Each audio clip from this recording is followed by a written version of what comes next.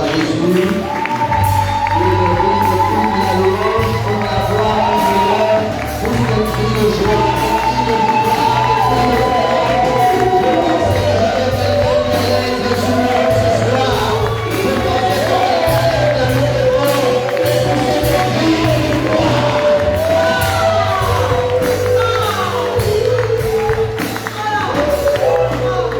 Alléluia. Plus d'un d'entre vous sont étonnés de me voir habillé comme ça. Déjà, premièrement, il faudrait que vous sachiez même que quand il y a l'honorable, vous devez être proprement habillé, pas comme à la maison. Nous sommes assez raides. Ne niez pas ce que vous êtes. Si vous allez à l'église centrale, quand il y a un séminaire, vous savez comment on s'habille. Donc, je n'ai pas besoin de vous le dire, vous devez bien vous habiller. Ça, c'est un. Deux, ma tenue est en lien avec le thème aussi. Je suis un père, j'ai un père. Ce que je ne vous ai pas dit hier, le manteau que j'avais hier, c'était le manteau qui appartenait à mon père Jordan. Celui que j'avais hier. Ah, mon Seigneur, il a... Ah oui, d'accord. Okay. Ce manteau-là, il appartenait à mon père. Alléluia. Vous voyez que j'ai hérité de son manteau. Et je vous ai parlé hier. Alléluia. Donc, ça veut dire que ce séminaire, je veux transmettre le manteau. Habillez-vous bien et préparez-vous. Cherchez les offrandes, parce que le transfert se fait avec les offrandes. Mettez les offrandes dans le panier, venez avec. Il n'y a pas de transfert sans offrande. Et même si vous pensez que vous êtes dans une période économiquement difficile, sachez que celui qui donne, c'est Dieu. Et Dieu passe au travers de vous pour le faire. Vous serez surpris de voir que pendant ce séminaire, Dieu va mettre de quoi lui offrir dans vos mains. David a dit, je donne à Dieu ce qu'il a mis dans mes mains. C'est Dieu qui donne de quoi donner. Alors fais confiance à Dieu. Alléluia. Prie avec moi en disant, Seigneur Jésus, je te fais confiance. Tu mets l'offrande dans ma main. Tu mets le sacrifice dans ma main pour que je puisse recevoir le transfert. Lorsque Isaac a voulu transférer sa bénédiction, sa grâce à son fils, il lui a commandé d'aller à la chasse avec ses armes et chasser un gibier et préparer un plat comme il aime et qu'il mange, qu'il se réjouisse et qu'il bénisse son fils. Seigneur Jésus, tu me donnes de quoi semer, offrir dans ce programme, dans ce séminaire, afin de recevoir les grâces que notre Père transporte au nom de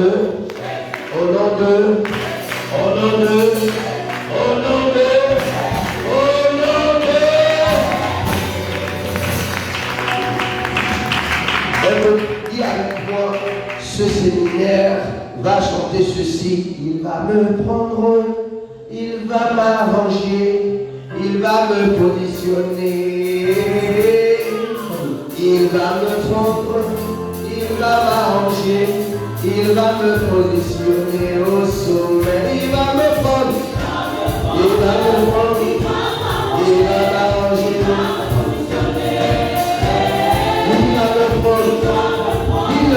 Si tu me le plains, c'est ce qui va t'arriver.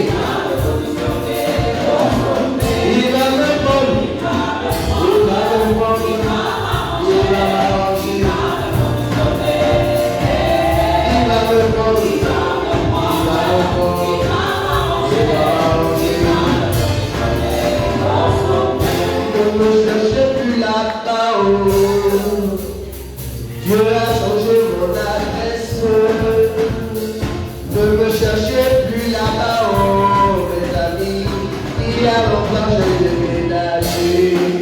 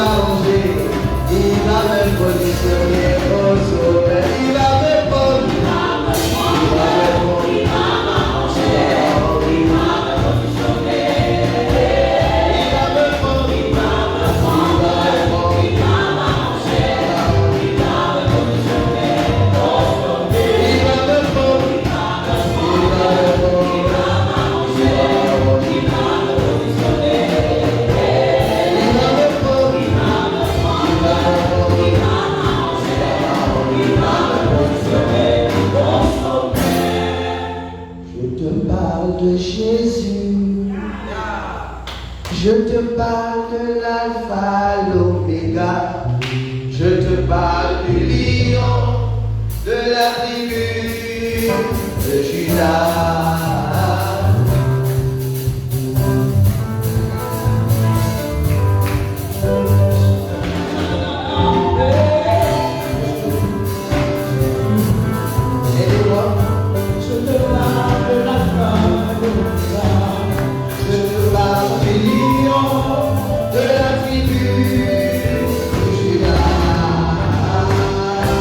Je te parle de Jésus,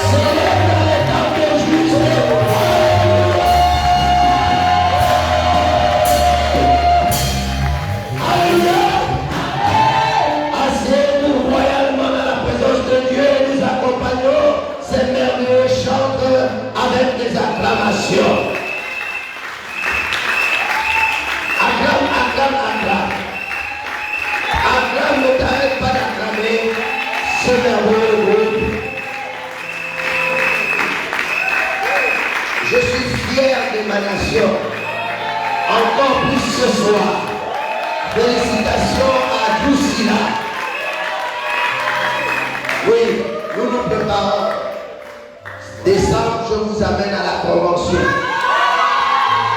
Vous devez chanter pendant la convention. C'est mon a désormais dans la convention, on va dire c'est mon émanation. Parce que vous avez monté le niveau. Vous avez élevé la dimension. Alléluia.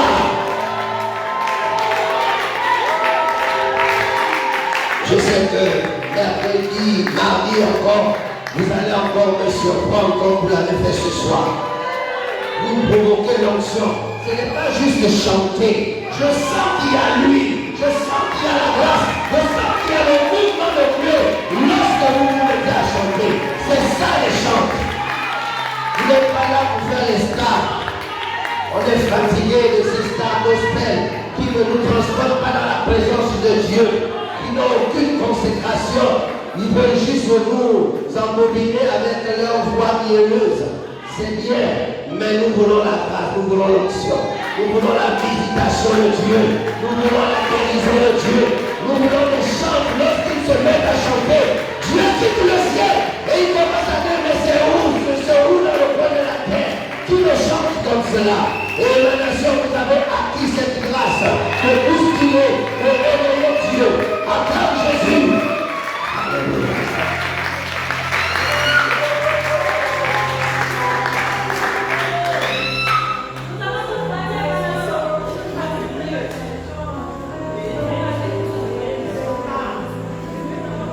Le Dieu de mon Père, dis à ton voisin le Dieu de mon Père.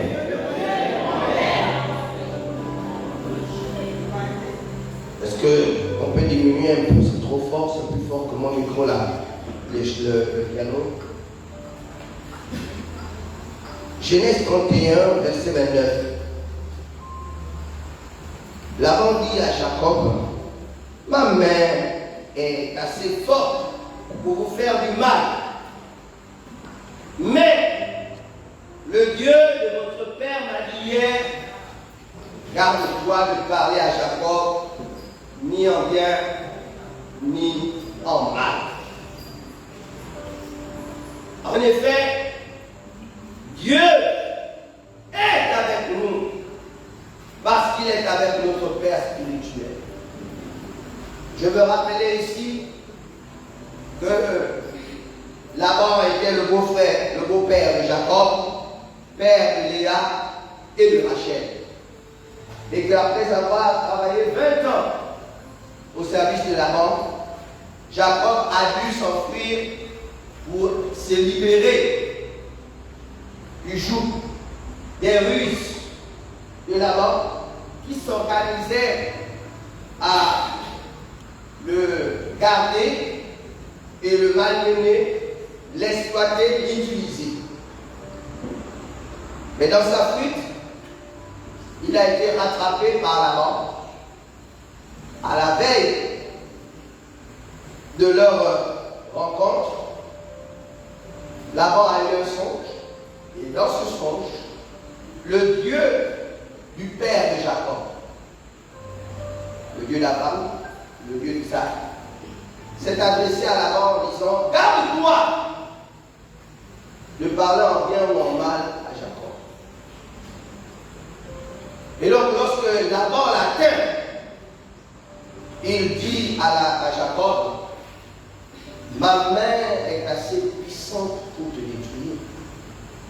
N'eût été le Dieu de ton père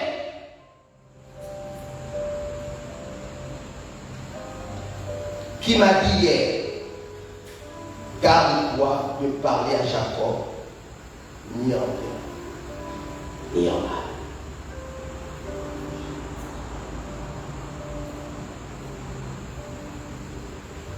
En effet, Dieu est avec nous parce qu'il est avec notre spirituel.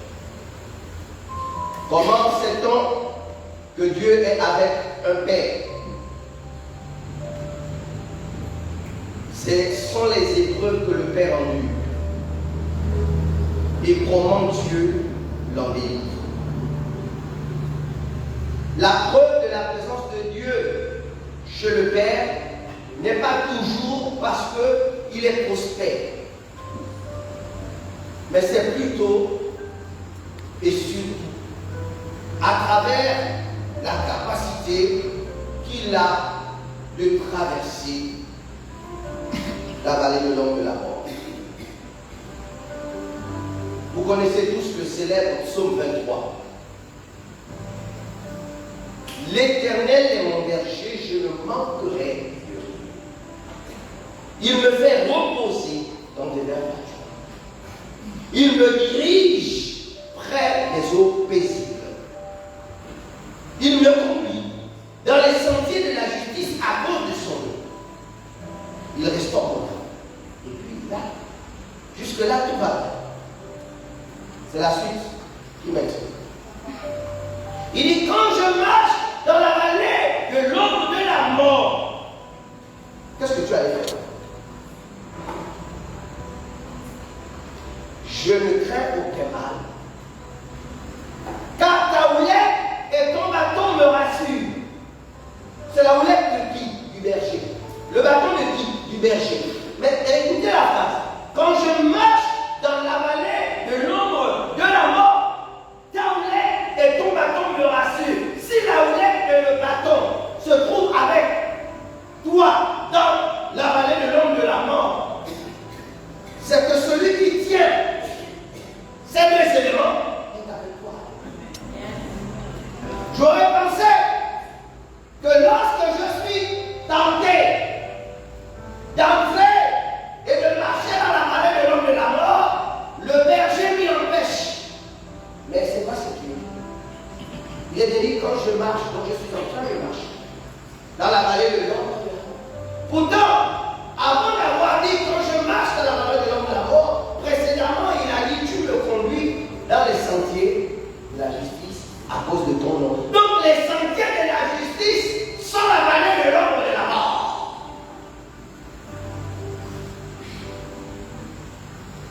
Marcher dans les sentiers de la justice, c'est traverser l'ombre de la vallée de la mort. Ta houlette et ton bâton me rassurent. Donc, tes épreuves ne sont pas une signification de l'absence de Dieu dans ta vie.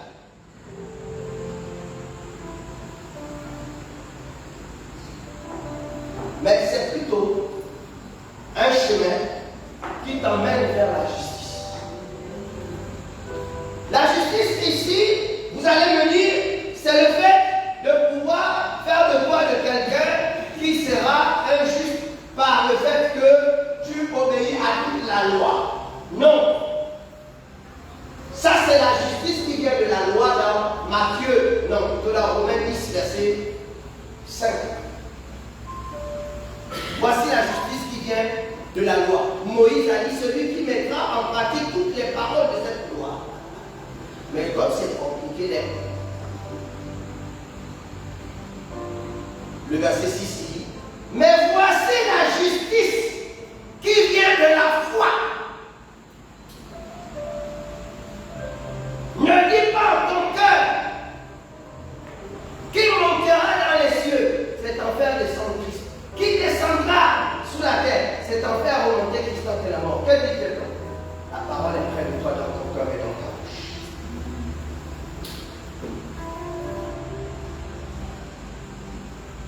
Si tu confesses, si tu crois dans ton cœur et si tu confesses de ta bouche, tu parviendras à la justice et tu seras sauvé. Donc le juste, c'est celui qui marche par la foi. Or la foi se démontre dans la vallée de l'ombre de la mort. Donc lorsqu'il te fait passer dans la vallée de l'ombre de la mort, il est en train de t'amener à la justice.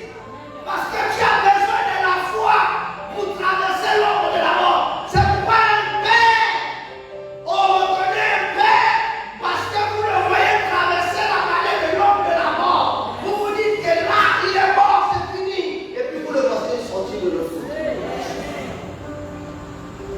Et vous dites, s'il est passé par là, sans mourir, c'est que moi aussi je peux passer par là. Acclame le Seigneur.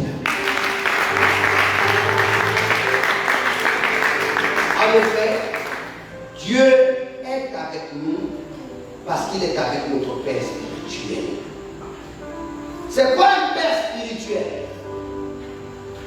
C'est l'opposé du père naturel. Le père naturel, il y a deux. Celui qui t'a mis au monde et puis celui qui paie papa nourriture. Ou bien l'autre de la famille qui est le chef. Mais le père spirituel,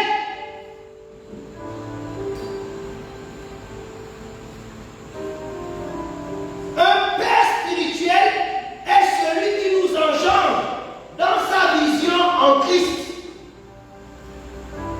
Qui dois-tu appeler père spirituel? C'est celui qui t'engendre dans sa vision en Christ. 1 Corinthiens 4, 15. Paul dit aux Corinthiens, car quand vous auriez 10 000 mètres, donc mentor, le mot mètre, c'est ce qui renvoie à mentor. Un mentor n'est pas un père. Quand vous auriez 10 000 mètres en Christ, vous n'avez cependant pas plusieurs pères, puisque c'est moi qui vous ai engendré, Jésus-Christ, pas par les fables, pas par des histoires, des traditions, mais par l'évangile.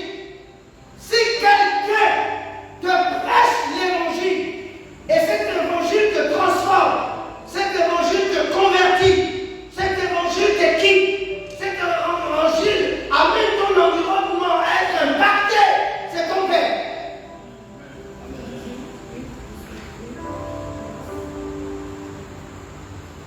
Le père est la source et le canal par lequel Dieu se révèle à toi. Je vous aide à identifier le père. Parce qu'en fait, le mot père qui vient de Abba veut dire simplement source. Bon, nous sommes habitués mon papa. Mais le père signifie simplement source. Effectivement, ton père est ton géniteur. Donc, il est là, celui qui a mis la sémence dans le ventre de ta mère.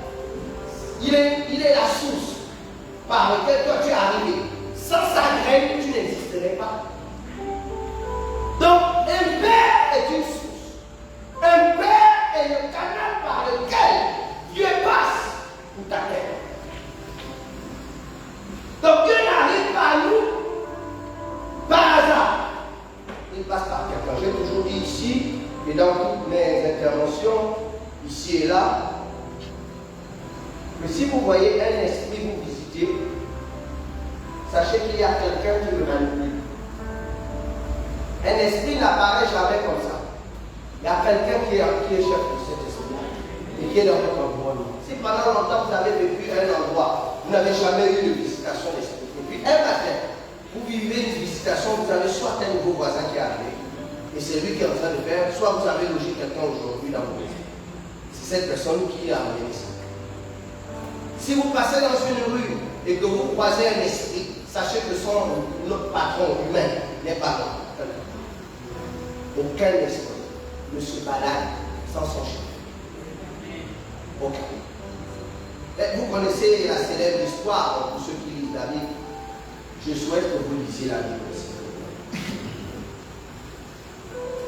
Allons-y dans quelqu'un a un livre. Nous allons aller dans le livre de Actes, le chapitre 16.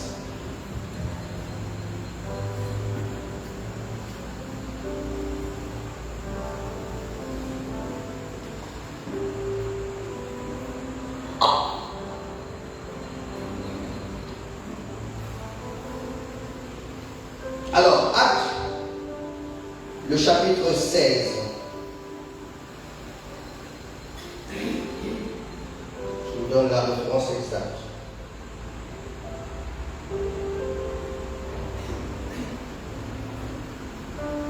Le verset, à partir du verset 16, peux-tu me lire ce récit, verset 16 jusqu'au verset 19. Merci. Écoutez cette lecture. Rapidement. Lisons la parole dans le livre des Actes 16, versets 16 à 19. Verset 16. Quand nous allions au lieu de prière, une servante qui avait l'esprit de Python et qui, en devinant,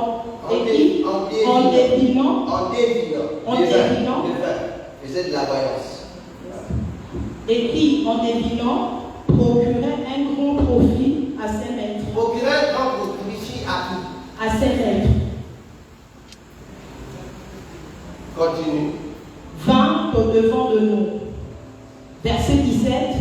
Et se mit à nous suivre, Paul et nous. Elle priait.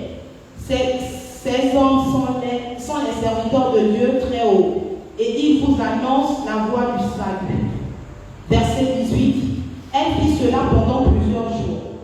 Paul, fatigué, se retourna et dit à l'esprit: Je t'ordonne, au nom de Jésus-Christ, de sortir d'elle. Et il sortit à l'heure même. Verset 19. Les maîtres de la servante, voyant disparaître l'espoir de leur gain, saisirent de Paul et de Silas et les traînèrent sur la place publique devant les magistrats. Paul a chassé l'esprit de Python et puis les gens sont venus arrêter Paul.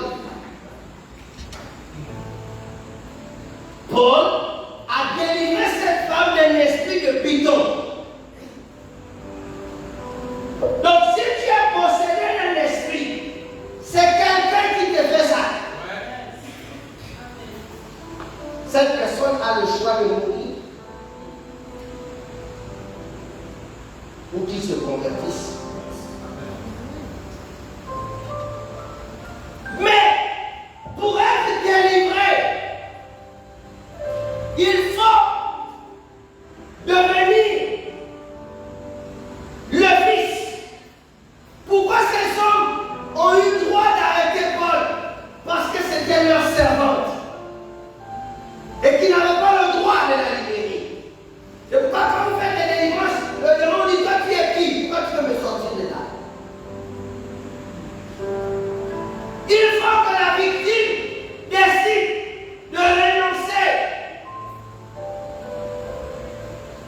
aux alliances anciennes, à l'autel de sa famille, pour devenir maintenant le fils de quelqu'un d'autre.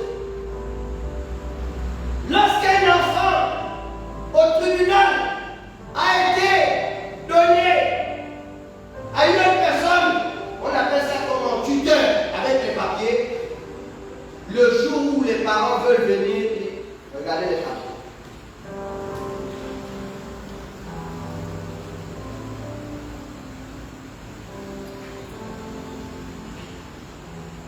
1 Samuel 3.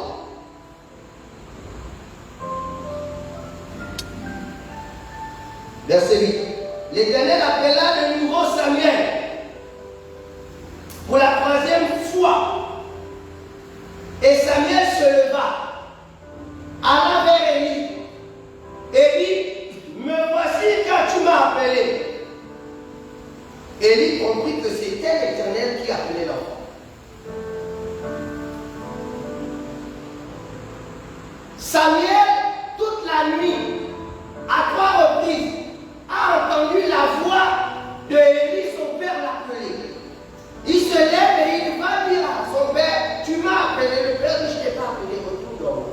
Il revient et dit: tu m'as appelé. Je ne t'ai pas appelé, retourne dormir. Troisième fois, il dit: tu m'as appelé, papa. Il dit: je ne t'ai pas appelé. Et la Bible dit: Élie. Et l'Éternel appela de nouveau Samuel pour la troisième fois, et Samuel se leva, alla vers Élie et dit: me voici car tu m'as appelé. Et Élie comprit que c'était l'Éternel qui appelait l'enfant. Je disais que le Père spirituel est la source et le canal par lequel Dieu se révèle à toi. Si tu es un Père spirituel, lorsqu'un esprit viendra te parler, il va utiliser la voix de toi.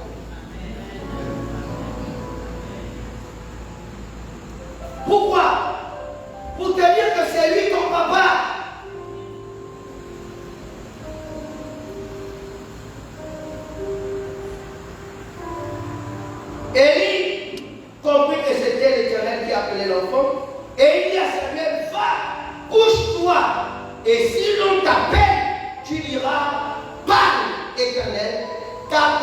serviteur écoute et Samuel alla se coucher à sa place. Amen. Et quand il est allé se coucher à sa place, Dieu est revenu, a appelé Samuel. Et Samuel a répété les mots que papa lui a donnés.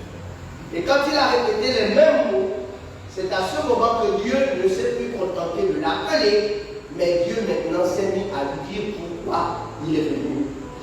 N'eût été la clé, le Père a la clé du ciel, le Père a la clé pour ouvrir la conversation entre Dieu et toi. Si depuis que tu es avec ce Père spirituel, Dieu a commencé à parler avec toi, c'est ton Père. Un Père spirituel, un vrai Père spirituel, lorsque tu es dans son sacré, son Dieu te parle.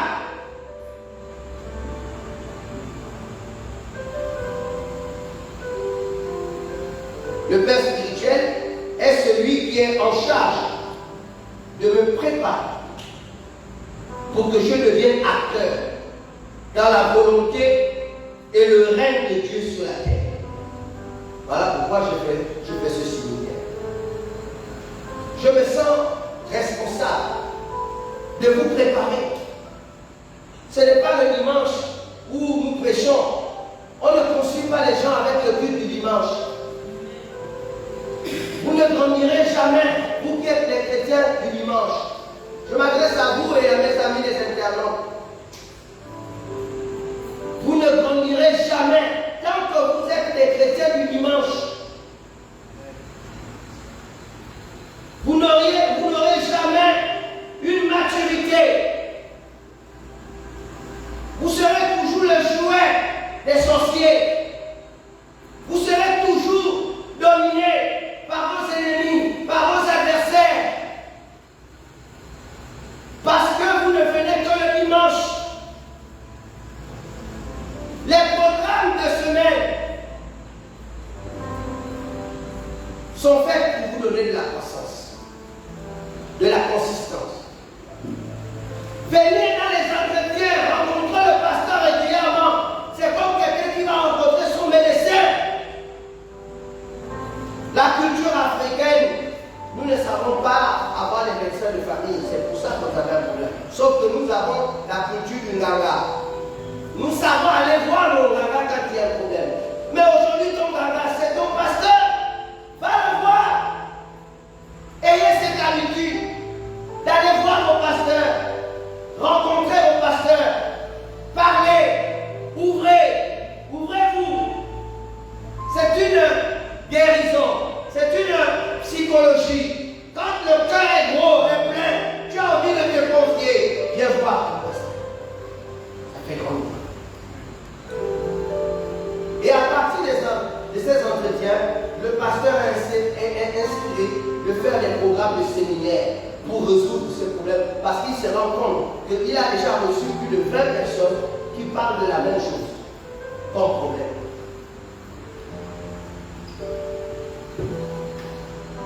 Il est celui qui est en charge de te préparer pour que tu deviennes acteur dans la volonté et le règne de Dieu sur la terre. Je répète. Le Père spirituel est celui qui est en charge de te préparer pour que tu deviennes acteur dans la volonté et le règne de Dieu sur la terre. Vous connaissez la célèbre prière de notre Père. Jésus a dit, quand vous priez, dites, notre Père qui es aux cieux, que ton nom soit sanctifié, que ton règne vienne et que ta volonté soit faite sur la terre comme au ciel. Mes amis, cette affaire-là, tu sais comment que tu es en train de faire la volonté de Dieu. Quand tu as fini de faire cette prière en disant, tu t'élèves le matin, que ton règne vienne, que ta volonté soit faite sur la terre comme au ciel. Quand tu as fait cette prière, tu t'es levé, tu es parti au travail, tu as fini toute la journée. Le soir, c'est l'heure de dormir. Qu'est-ce qui te dit que tu as fait la journée la volonté de Dieu? Sur quelle base tu t'appuies sur? Comment vous évaluez au travail ce que vous avez fait de la journée? Parce que vous avez une fiche de poste. Et avec cette fiche de poste, vous avez des objectifs journalier des activités qui vous sont données. Même la veille, vous avez laissé un travail inachevé, vous savez.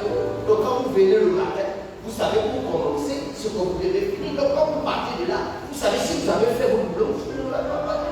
Mais pourquoi pour Dieu? C'est le hasard. Qu'est-ce qui vous dit que vous avez fait la volonté de Dieu?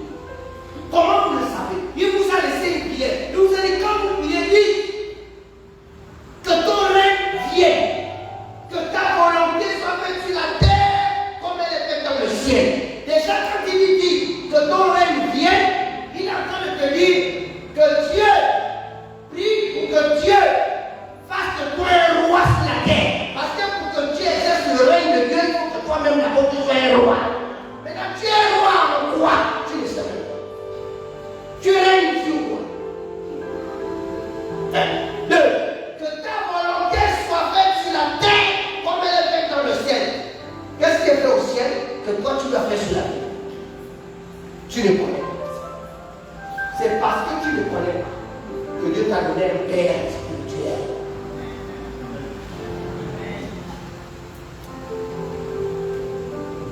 Pour que tu puisses, Philippiens 4, 9, Paul dit, ce que vous avez vu, non, il dit ce que vous avez reçu, non, ce que vous avez appris, reçu, entendu, vu de moi. Je répète, ce que vous avez appris, reçu, entendu, vu de moi, pratiquez-le et le Dieu de paix sera avec vous. Donc, en d'autres termes, Paul dit, pour vous assurer que vous faites la volonté de Dieu, apprenez de moi, recevez de moi, entendez de moi, voyez-moi, reproduisez ce que vous avez appris, reçu, entendu, vu de moi. Si vous le faites, vous êtes en train de régner et de faire la volonté de Dieu. Maintenant, posez-vous la question. Depuis que vous êtes ici, ce que vous entendez de moi, ce que vous apprenez de moi, ce que vous voyez de moi, vous le faites. Je commence déjà même, rien que par le donner seulement. Vous ne me ressemblez pas.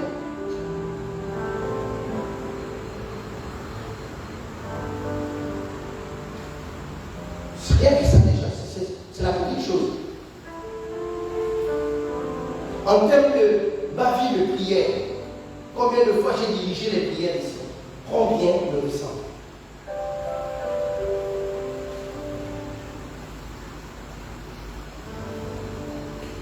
Dans la persévérance, malgré les épreuves, je suis toujours là. Même malade, je vais toujours prêcher. Les gens ont la force, quand ils sont malades, d'aller au travail à Comilog parce qu'ils savent que s'ils ne partent pas, le salaire va être coupé. Ce n'est pas la même chose. Et vous verrez que la même personne qui a la force d'aller malgré les malades, la journée au travail, ne viendra pas le soir ou le dimanche au culte, motif je suis malade. Mais tu es malade, tu es parti au travail. La force qui t'a amené au travail, elle ne peut pas t'amener à l'école. Là où tu vas même avoir le miracle, ta guérison. Voilà.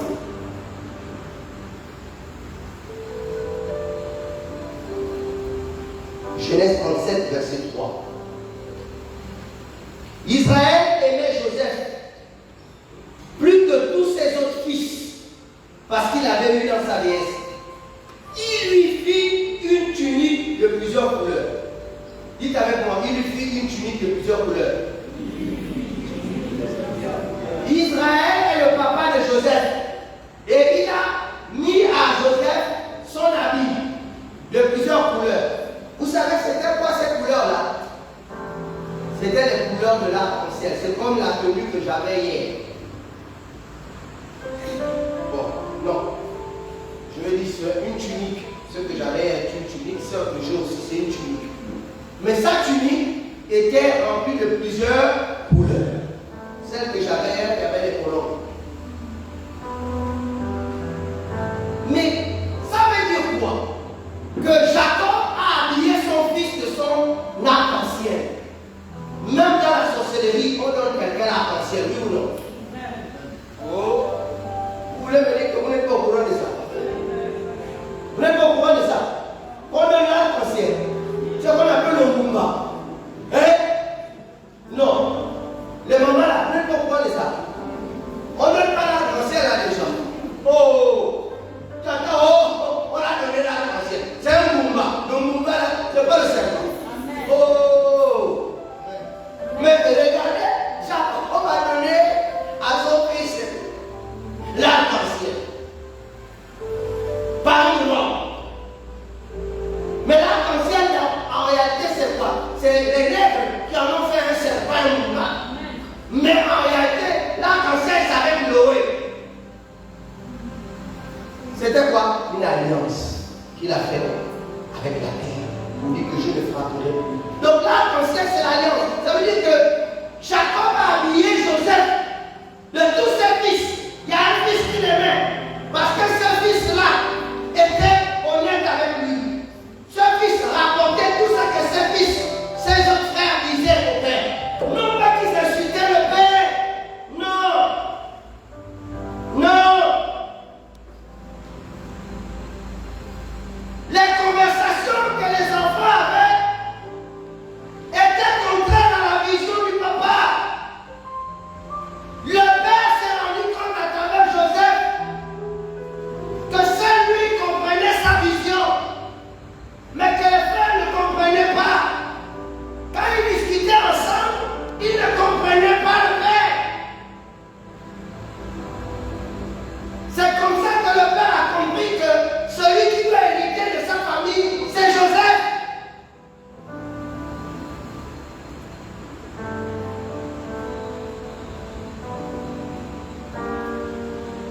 Et après, le Véron, Loïs, Owen, après que Jacob ait revêtu Joseph d'une tunique de plusieurs couleurs, Joseph a commencé à faire maintenant des songes. Dieu a commencé à donner la révélation, la vision. Donc le commencement de la révélation dans ta vie, c'est à cause du Père. Il faut demander au Père de t'habiller. Mais il a habillé le Fils pourquoi? Le Fils servait le Père. Vous voulez que le Père vous habille, mais est-ce que vous servez le Père? Pour que le Père puisse te faire porter sa tunique, il faut qu'il soit servi par toi. En fait, la question n'est pas de servir l'ego du Père. Un père cherche à sécuriser sa maison. Et pour sécuriser sa maison, parmi ses enfants, il cherche à avoir celui qui porte le fardeau de la maison. Et très souvent, celui qui porte le fardeau de la maison est toujours au service du Père. Est toujours en train d'écouter le Père. Est toujours en train de vouloir satisfaire le Père. Il veut toujours que ce que le Père veut pour la maison, lui, il va le faire. Et le Père commence à dire, voilà l'enfant qui va me garder la maison. Même si c'est le petit frère. Ou voilà la fille. Voilà la fille qui va me garder la maison. Alors je vais lui donner mon arc-en-ciel. Je vais lui donner mon Dieu. Pour que mon Dieu lui donne la force de me garder ma maison. Un père qui veut que sa maison subsiste cherche un héritier. Un royaume qui veut que son royaume subsiste cherche un prince. Un roi qui n'a pas fait d'enfant, c'est une royauté vouée à disparaître. Joseph eut un songe et il le raconta à ses frères.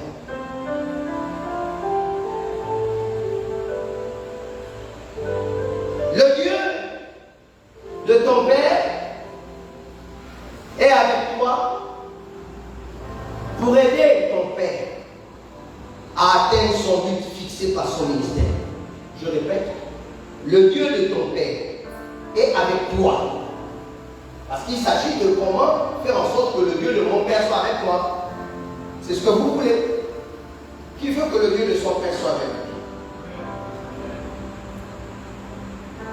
Recevez ma bénédiction pour tous qui avaient levé la main. Pour les autres, je ne sais pas. Je suis dans une option prophétique. Quand je vous dis quelque chose, réagissez. Le Dieu de mon père est avec moi pour aider mon père à atteindre son but fixé par le ministère. Regardez, Josué 1, verset 1 à 3. Après la mort de Moïse, qui était le père spirituel de qui? De Josué.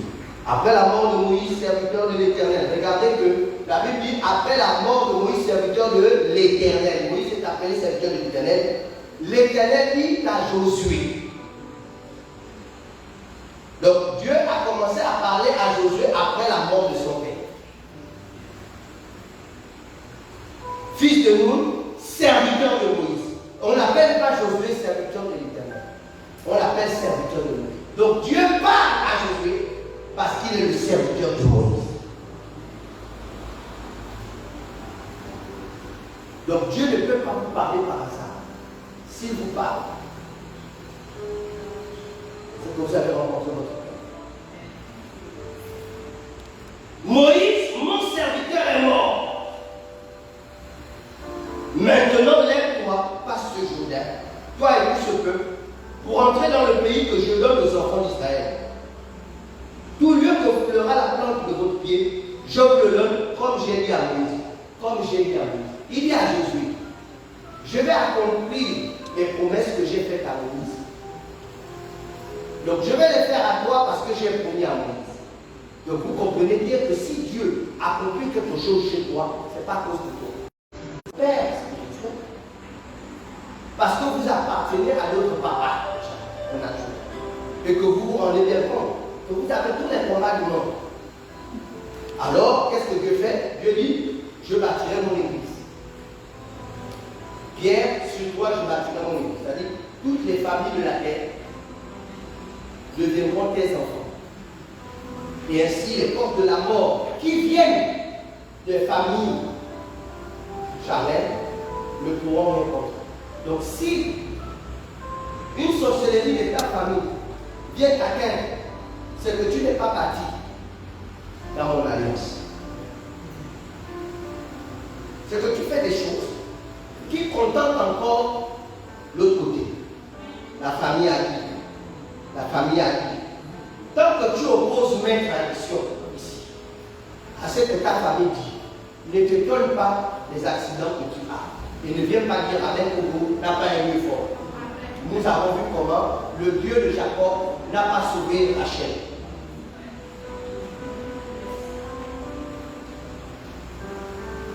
Donc, si les dieux de ton père te chiffrent, il ne faut pas m'accuser.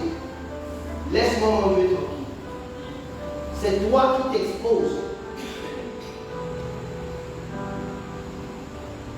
Quel que soit le grand sorcier de ta famille, si tu es mon enfant, il ne peut pas te toucher parce que c'est écrit, les portes de la mort ne pourront rien contre elle. Je te donne les clés.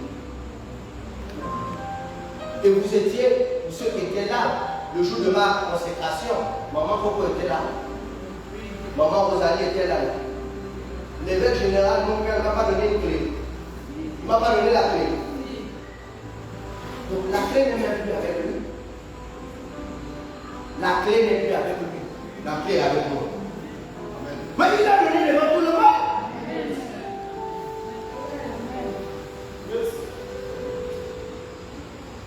C'est comme ça.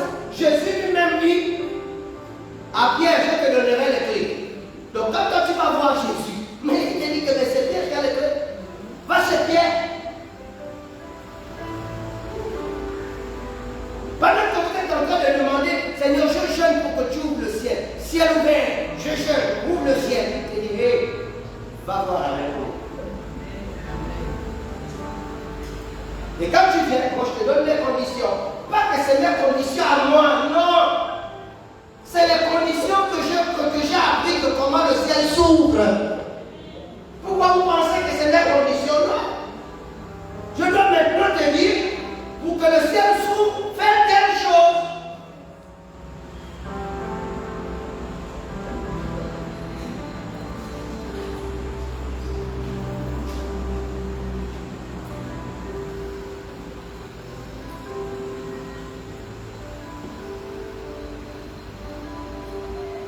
Dieu dit à Josué, verset 3, tout lieu que fleura la plante de votre pied, je vous le donne comme je l'ai dit à Moïse.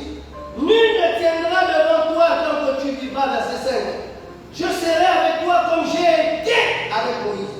Je ne te délaisserai point, je ne t'abandonnerai point. Fortifie-toi et prends courage, car c'est toi qui mettras ce peuple en possession du pays que j'ai juré à leur père de leur donner. Oh non!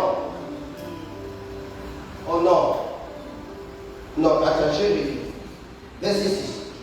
Il dit à Josué, fortifie-toi et prends courage, car c'est toi qui mettras ce peuple en possession du pays que j'ai juré à leur père de leur donner.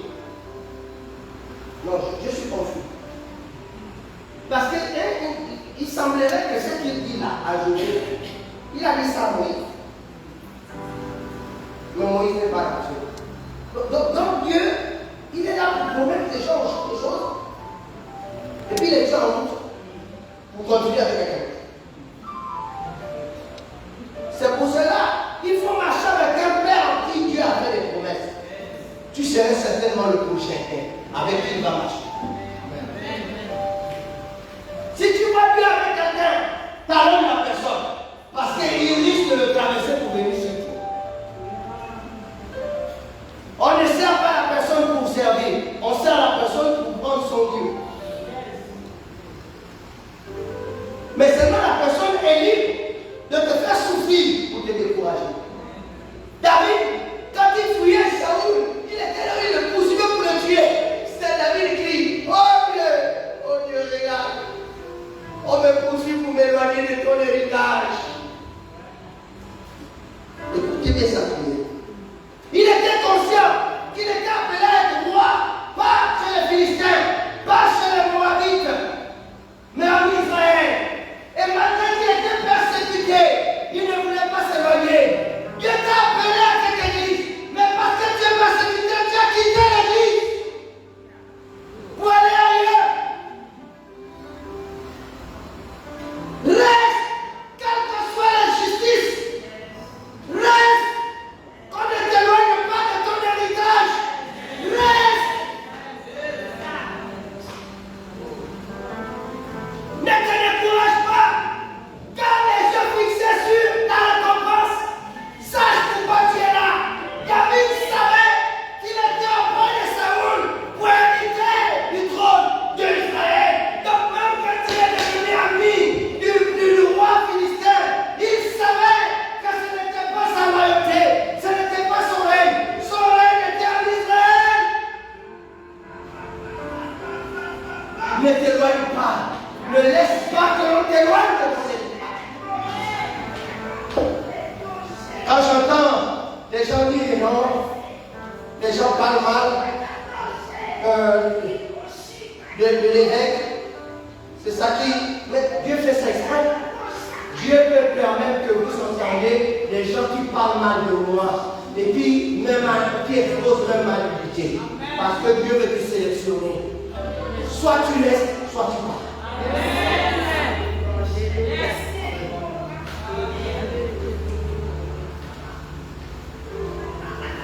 Dieu permet cela. C'est lui qui sélectionne. Dieu à la sortie de, comment on appelle ça, de Noé, de l'Arche. Dieu a éprouvé les enfants. Il a laissé Noé planter la vigne et fabriquer le vin. Voilà Noé en train de boire le premier vin du monde. La façon dont le vin l'a soulevé. danser Sobi Boré à gauche, Sobi Boré à droite. Et le Joka.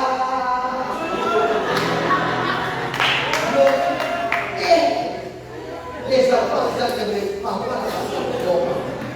Le gars, il est maintenant,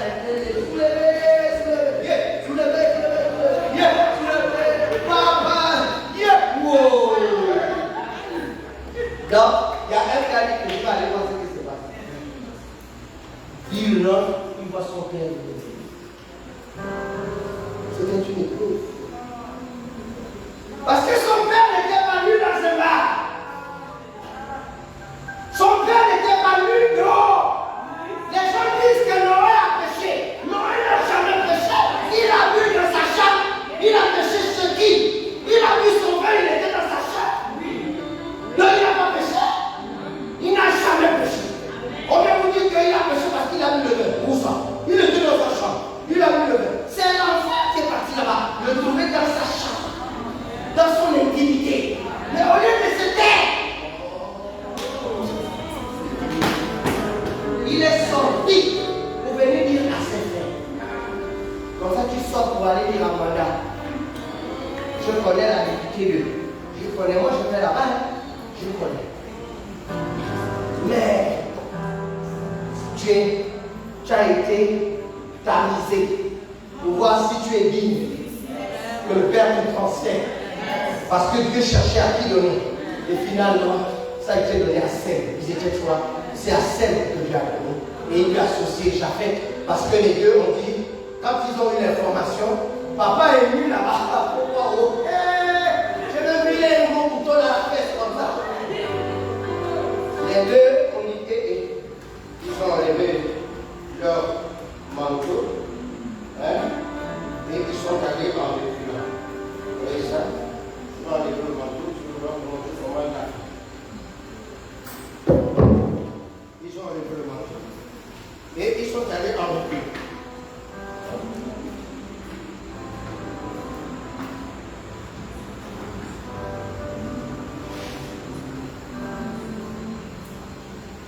Voilà.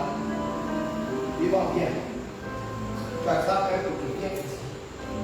Tu attrapes, oh, regarde. Regarde. Voilà. Mets ça derrière comme ça. Voilà, et on recule. Tu vois, ils ont reculé. Ils ont reculé. Ils ont reculé. Vous avez compris? Et quand ils ont peut-être senti les pieds, ils ont jeté. Voilà pourquoi le manteau. Le manteau là.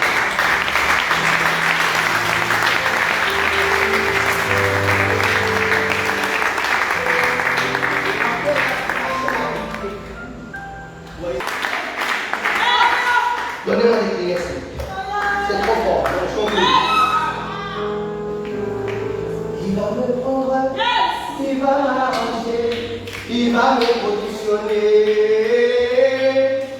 Il va me prendre, il va m'arranger, il va me positionner au sommet. Il va me prendre, il va me prendre, il va m'arranger, il va me positionner. Il va me prendre.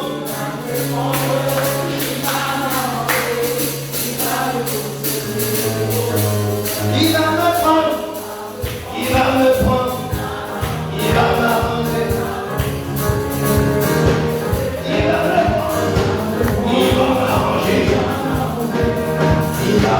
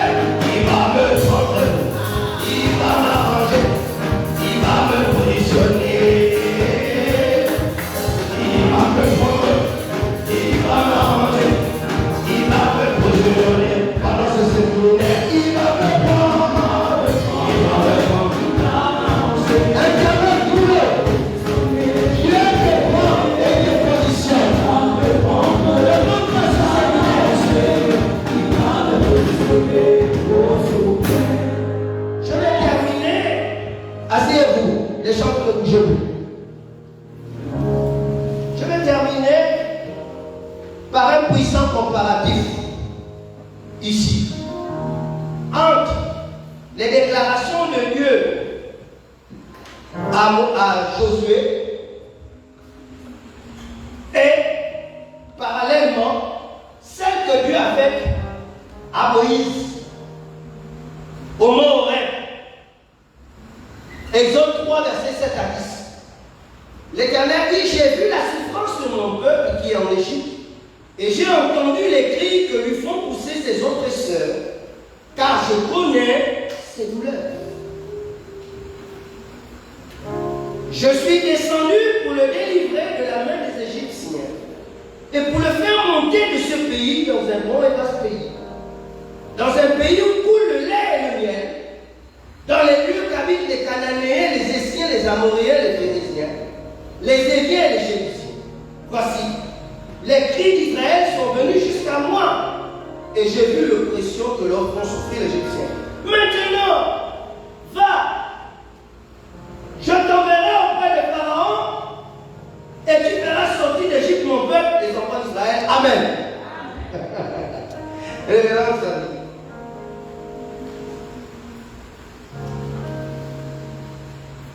Dans Josué là-bas, Dieu dit à Josué, c'est toi qui mettras en possession ce pays que j'ai juré à leur père de l'homme. Là, on lit que Dieu dit à Moïse, c'est pas à Josué là, il dit à Moïse, mais qu'est-ce qu'il dit à Moïse? Il dit à Moïse, lui l'Éternel, il a vu la souffrance du peuple et il est descendu, lui. Il est descendu pour le délivrer. Premier acte. N'est-ce pas? Deuxième acte. Pour le conduire vers lequel on coule le lait et le. Ok. Quand il a fini de dire ça, il dit maintenant, va. Il fait quoi? Regarde, il dit maintenant, verset 10, maintenant va. Je t'enverrai auprès de Pharaon et tu feras sortir d'Égypte mon peuple, les enfants d'Israël. Il ne lui a pas dit. Et ensuite, tu les conduiras vers le déroulé de l'œuvre.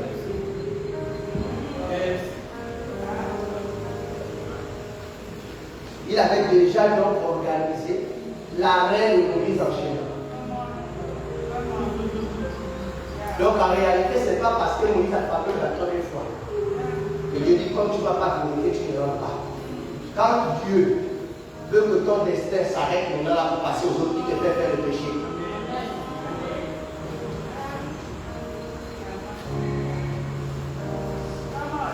il te crée des matchs.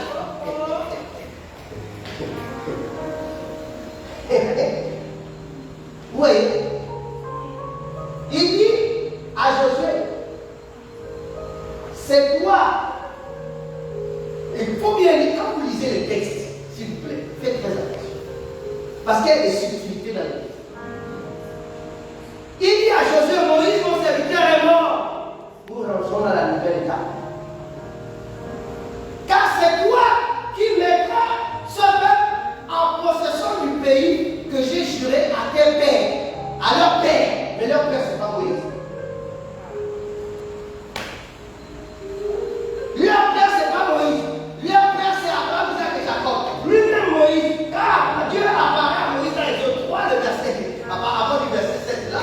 Il dit, je suis le Dieu de ton père Abraham, Isaac et Jacob. Donc même lui-même, la première mission d'aller sortir le peuple d'Israël, c'est une promesse que Dieu a faite à Abraham. Dans une vision, tes descendants après toi seront esclaves dans un pays, et à la 4e génération, je viendrai, je jugerai cette nation, et je ferai sortir cette nation avec des grandes choses. C'est la promesse qu'il a faite à Abraham. C'était le ministère de Moïse qui venait annoncer à Abraham 800 ans après. Il a dit à annoncer la mission de Moïse 800 ans avant. Parce que quand il dit ça à Abraham, c'est 800 ans avant l'existence de Moïse. Comment je le sais? Abraham, une génération. 100 ans. Après, il a fait Isaac, une génération. Après, il a fait Jacob, une génération. Ça fait combien de générations? Après, il a fait les 12. Ça fait combien? 4 générations. Les 12 ont fait les fils, ils sont restés en Égypte combien d'années? 400 ans. Ça fait 800 ans.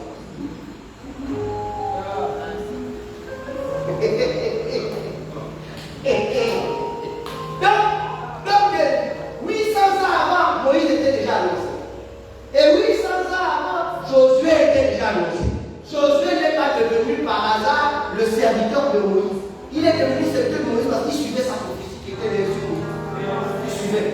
Donc, suis ta prophétie.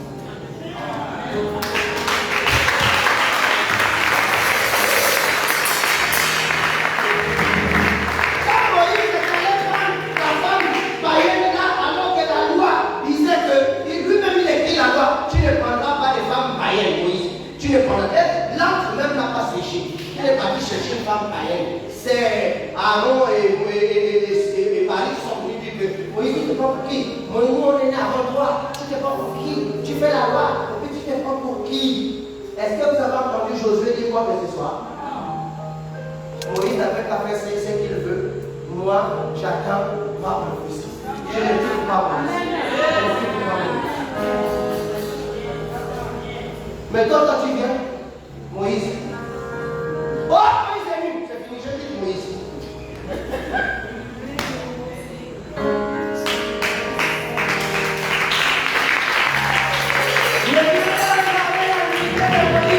Regarde le travers de Moïse, comment? La Bible dit que un jour, Jésus est monté à la montagne et il a appelé ses trois disciples, Jacques, Jean et Pierre. Et puis la Bible dit qu'il s'est transfiguré, ça dit qu'il est devenu transparent. Et quand il est devenu transparent, ils ont vu, après être transparent, ils voient Moïse et discutant avec Jésus. En fait, il était en train de leur révéler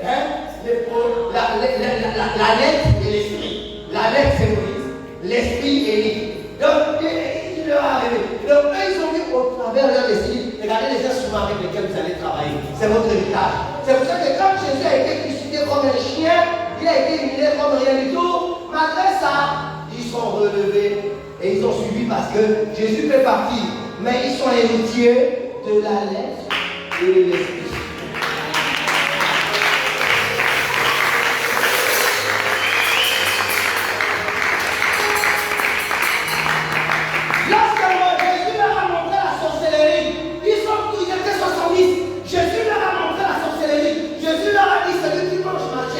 Mon sang, je vais vivre en lui, il vivra en moi. Les autres ont dit que c'est faux. Ça, c'était son sang. On le savait.